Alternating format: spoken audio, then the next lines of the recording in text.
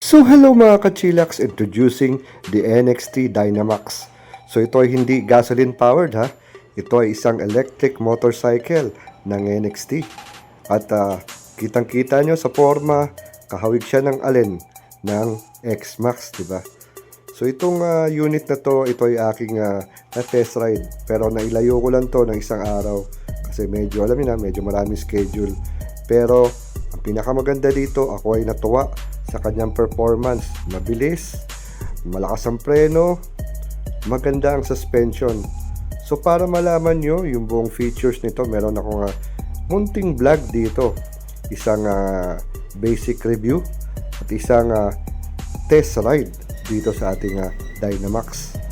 So kitang-kita nyo naman, no? Talagang sino ba hindi masasiyahan sa forma nito. Kaya kung ako sa inyo, bisita na sa inyong nearest NXT. So ano pang inaantay nyo? Bisita na. See you!